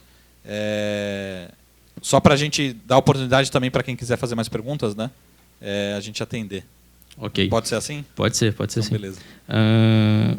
Primeiro, os agentes da XP, né? E agora essas corretoras independentes, né? A Empíricos como é famosa, mas agora tem essas outras, né, que estão surgindo. Por que as recomendações, não sei se vocês consideram, na verdade, mas as recomendações da XP seriam melhores, né, em relação a eles, né, as críticas que eles fazem a corretoras, não só a XP especificamente, na questão no giro das ações, né? O que vocês acham sobre isso? O que vocês têm, né, nos dizer sobre isso? Bom, é difícil falar pelos outros, né? A gente pode falar pela gente. Mas, assim, a XP como corretora, lembrando, a XP é uma corretora independente. Né? E segundo ponto também, que o nosso departamento, que a gente sempre brinca, eu falo todas as reuniões, o nosso departamento é um departamento independente dentro de uma corretora independente. Então, assim, eu não tenho acesso às posições dos clientes, essa informação é uma informação sigilosa, que o assessor tem essa informação. Então, a gente tem uma independência em relação às nossas recomendações. A gente, às vezes, contraria os clientes, falam, às vezes, o que eles não querem ouvir, mas a gente tenta levar a melhor recomendação. Né? Mas, assim, o que me preocupa muito em relação a essas casas independentes, né, eles não são corretoras, são casas de análise, mas a grande preocupação é em relação ao que a gente chama de dever fiduciário, ou seja, responsabilidade legal nessa recomendação. Né? Ele pode passar uma recomendação para você e não está preocupado se você vai ganhar dinheiro ou não. O importante, a preocupação dele é vender os relatórios dele. Né? Mas a gente já teve, até deixar aqui registrado, a gente já teve alguns casos práticos, porque o que acontece? A gente tem, sim, a XP tem esse poder fiduciário, esse direito, essa responsabilidade fiduciária, né, de alertar o cliente sobre os riscos, né, sobre o potencial de valorização da ação, sobre os riscos envolvidos no investimento, né, qual que é o melhor perfil do cliente. Então, nossa recomendação é sempre levar o que é melhor para você. Né? E acho que essas casas, a minha grande preocupação é que ele não está muito preocupado e não tem, talvez, essa responsabilidade. Né? E a gente, de novo, a gente já teve alguns problemas envolvidos com recomendações externas, né? Não necessariamente de casa, mas pode ser de pessoas. A gente tem muita preocupação em relação a isso, tem muita coisa na internet, né? sendo publicada, tem algumas casas, a maioria dessas casas são profissionais, mas a gente sabe que tem algumas pessoas individuais que não são profissionais, que não têm essa responsabilidade, né? E aí a gente sempre tem que ter esse direito, né, essa intervenção para falar assim, ó, realmente isso é para você, você sabe o que você está fazendo, você tem um risco envolvido. Então a gente se preocupa muito em relação à perpetuidade, à vida do cliente, né? Não adianta eu falar assim para você, vamos lá fazer um curso de opção lá que você vai ganhar 1000% semana que vem, tá? E você nunca investiu um real em ação, né? A primeira opção, e já aconteceu isso em outras casas que eu trabalhei, né? O cara faz um curso desse, primeiro dia o cara ganha 100%, no segundo dia ganha 200%, e no terceiro dia o cara perde tudo, né? Então, de novo, precisa entender o seu perfil, e aí a gente se preocupa muito em relação à responsabilidade que a gente tem sobre você, né? Por isso que a gente precisa estar próximo, entender o que você quer, e a gente tem toda essa responsabilidade legal, jurídica e financeira sobre a sua conta, seu perfil, sobre o seu futuro, sobre os seus investimentos, né? Por isso que a gente tem essa preocupação, e, de novo, não tem uma opinião formada sobre casa XYZ, eu tenho uma opinião formada sobre aqueles que estão à margem da lei, na margem em relação à regulação. E é isso que me traz preocupação, né? Aquelas pessoas que estão num blog, né, num chat, e talvez não tenha essa preocupação legal e pode te levar a você tomar uma decisão que você não gostaria para você mesmo, né? Que você não queria tomar, mas por influência de XYZ você acabou tomando, e aí você vai ter que responsabilizar alguém, você sabe, quem que você vai responsabilizar, né? Então, a minha preocupação talvez seja essa em relação ao que acontece, né? Todas essas pessoas, né, não necessariamente casos, mas pessoas envolvidas aí que podem trazer esse risco para o sistema, né, para as pessoas envolvidas no investimento, tá? Mas eu acho que é algo que a gente discute diariamente. Eu particularmente, eu participo da PMEC, não sei se você conhece a PMEC, que é a Associação dos Profissionais e Analistas de Investimento, e a gente discute diariamente. Eu faço parte da autorregulação, né, a CVM nos incumbiu essa autorregulação. A gente discute diariamente em relação a essas preocupações, né? Porque o que a gente quer de novo, trazer as pessoas para o mundo de investimentos, mas que eles conheçam todos os produtos, todos os riscos, regulações, todos os produtos de investimento, né? E acho que, de novo, vai muito o trabalho do André, de educacional, né? É um trabalho de formiguinha, mas ele é constante, e uma hora você vê que tem valor, né? Que as pessoas estão aprendendo, entendendo os produtos. Eu acho que é muito isso que valoriza. Então, assim, o meu recado final, assim, eu valorizo aqueles que estão fazendo o trabalho bem feito, né? E vou tentar trazer essas pessoas que estão à margem para dentro do mercado legal, regulado, e mostrar para eles o que seria o melhor ambiente maduro, né? Que a gente sempre fala assim, o Brasil não conhece a Bolsa, não tem muito isso, mas, então vamos fazer esse trabalho educacional, conhecer, mostrar para as pessoas quais são os potenciais, mostrar tudo que tem envolvido. É um trabalho formiguinha, né? O André não tem 22 mil seguidores, né? Ele também começou com 1, com 2, com 5, 10, né? Com 20. E hoje você vê que tem muita gente que transpira confiança no André, né? Fala assim, eu tenho toda a confiança no que ele fala, né? Eu acho que é esse trabalho. Por isso que acho que é mais fácil valorizar quem está fazendo certo, e aí a gente vai, aos poucos, trazendo essas pessoas aí para um mercado mais profissional, né? E aí depois da apresentação, me cobra, que eu respondo as demais perguntas, só para ver se tem mais alguma pergunta aqui na plateia.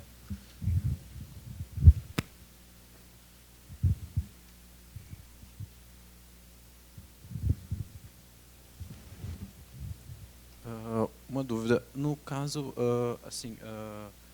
aprovando a reforma da Previdência, tu acredita que com isso, de certa forma, vai dificultar um pouco as pessoas de se aposentar? Vai prolongar por um período mais, ou vai ser mais complicado? Tu acredita que com isso possa abrir uma oportunidade grande de crescimento das pessoas em procurar outros tipos de investimento, ou procurar outras formas de aposentadoria que não seja por INSS ou por governo, dessa forma? Que pelo menos, a meu ver, assim, que, vamos dizer assim, sou jovem, eu penso não só me aposentar por governo, mas procurar outros tipos de investimento mais rentáveis e se aposentar, vamos dizer assim, por conta própria, não se preocupando com o Estado pagando alguma coisa futuramente para mim. Eu acho que é natural, assim, sempre quando a gente fala em investimento, não necessariamente investimentos financeiros, né? Mas eu acho que é natural as pessoas, de novo, assim como o caso do Beatles, né? A gente mudar o perfil do que a gente considera hoje como aposentadoria. Então, talvez, quando a gente chegar lá nos nossos 60, 65, 70 anos, né? Eu também estou nessa fase aí de transição, né? Já contribuí um pouco, mas estou bem ali no meio do caminho, né? Eu acho que a gente entender um pouco do que a gente quer para a nossa aposentadoria, não só na parte de investimentos financeiros, mas investimentos. Então, por exemplo, a gente talvez estimule mais as pessoas a serem mais empreendedoras, ter uma empresa, pensar no longo prazo, pensar no processo de sucessão. Eu quero abrir uma empresa para deixar para o meu filho, para os meus filhos, né? Não só essa parte de investimento financeiro, mas eu acho que a gente vai se tornar mais criativo e procurar novas alternativas de investimento de longo prazo, né? Eu acho que é natural que aconteça isso. Eu acho que eu vejo uma mudança, principalmente das nossas gerações, em relação ao perfil do conceito de previdência, né? E já está mudando, a gente já vem, talvez na XP a gente tem um pouco um reflexo disso. Cada vez mais as pessoas vêm perguntando sobre o produto, perguntando sobre o que é, como fazer, e não necessariamente só em investimento financeiro, mas na economia real também, né? Eu acho que o grande objetivo dessa palestra é isso, a gente se preparar para um longo prazo, né? E o longo prazo ele é individual para cada um, né? Cada um acho que tem que se preparar individualmente para não chegar lá na frente e falar assim, agora que eu vou me preparar. Não, se preparar quanto mais cedo, mais fácil e melhor vai ser para cada um. De passagem, antes tu mencionaste que nós não somos formadores de preço, né? Mas, queira ou não, a XP hoje é a maior corretora do país, não é isso? E essas carteiras recomendadas, qual o reflexo que elas têm, tu acreditas, sobre essa formação de preço? E, mais do que isso, esse processo de lançar a carteira recomendada, daí ela repassar para o assessor, o assessor repassar para o investidor. Não há o risco de perder o timing da entrada ou da saída nessa mudança da recomendação? Em relação à formação de preço, é uma coisa que um ponto que a gente se preocupa muito lá na XP, no nosso departamento particular. E aí a gente tomou a decisão de sempre nas carteiras recomendadas ter um mínimo nível de liquidez, né, de liquidez financeira, de número de negócios diários, né? Então a gente tem um filtro que não é um filtro formal, é um filtro informal dentro do nosso departamento, que ações com no mínimo 12 milhões de reais negociados, a partir daí que a gente começa a recomendar nas nossas carteiras. Não que a gente não vá fazer análise, a gente pode fazer análise individual de ativos com menores liquidez, mas para as carteiras recomendadas a gente vai recomendar ativos com maior liquidez para não ter essa influência no preço, né? Em relação à dinâmica, você que é cliente, você recebe por e-mail na sua área logada sempre que o André recebe, tá? O André não recebe informação antes. Mas a gente sempre tenta antecipar o movimento das mudanças das carteiras, a gente sempre tenta divulgar a recomendação da carteira um dia antes, ou seja, no último dia do mês, a gente divulga a carteira recomendada somente com as mudanças recomendadas para os clientes, para eles realizarem ao longo do dia e começar o próximo mês já com uma nova carteira, tá? Então a gente a gente solta o relatório no último dia do mês e somente com as mudanças, e no primeiro dia do mês a gente solta o relatório completo com o perfil do porquê da decisão e a estratégia em relação à tomada de decisão desses ativos. Mas a recomendação já é feita um dia antes para a gente não ter esse impacto nas ações. Então, você já acorda na segunda-feira, no primeiro dia útil do mês, com uma nova carteira, tá? Então, a gente tenta mitigar os riscos. Mas toda a sugestão, toda a crítica, enfim, você pode levar para o André ou para a própria XP, que a gente tem escutado muito, né? O André hoje trouxe muita sugestão em relação às carteiras recomendadas, e a gente está vendo, tanto da nossa parte, como da XP, com os órgãos reguladores, do que pode ser melhorado em relação a esse perfil, a esse produto em particular, tá? Mas é sempre bem-vindo. A gente sabe que tem muitas críticas em relação ao produto, sempre tem sugestões muito boas que a gente leva e tenta implementar a maior parte possível. Tá bom? Tem mais alguma dúvida ou não? Não precisa ficar tímido. Mas depois, de novo, eu vou estar presente aqui no café. Quem tiver dúvida adicional pode me procurar. E eu fico à disposição também. Na apresentação tem meus contatos. Acho que depois o André pode enviar a apresentação para vocês. Mas tem meus contatos lá da XP. E tem o André aqui em Novo Hamburgo e todo o time da Focaliza, da Fox, que pode atender vocês e a gente pode trocar uma figurinha. Qualquer dúvida que surgir, a gente está à disposição. E aí eu espero também o convite para voltar aqui mais vezes, que é sempre um prazer bater um papo com vocês. Bom, com certeza queremos você aqui muitas vezes, né? Já há muitos anos aí, que mais uma vez nos trouxe aí o teu brilhantismo e muitas indicações. Então, a gente só tem a agradecer a tua presença. Vocês devem lembrar de mais um recado que eu coloquei naquele vídeo, que eu teria algumas surpresas aqui ao final do evento. Então, agora vou cumprir a segunda promessa. E vocês viram que dentro da nossa produção de material de conteúdo educacional, a gente tem o Aprenda a Investir na Bolsa. Esse curso a gente regravou ele todo. Semana passada, eu e o Júlio, fomos lá para o nosso estúdio, né, Júlio? Regravamos todo esse curso. Ele está sendo relançado, possivelmente, oficialmente, daqui a 2 dias, né, Júlio? 2 dias ele entra no ar, mas ele já está disponível. Tá? Então, se vocês olharem nesse braço que tem aqui na cadeira, tem 3 cursos que a gente vai dar de presente para você. Então, quem foi o Felizardo, acertou a cadeira, vai... Então, é só levantar a cadeira, vai ter um papel. O Raul. E tem 3 camisetas também. Então, são 3 cursos e 3 camisetas. O Raul ganhou a camiseta.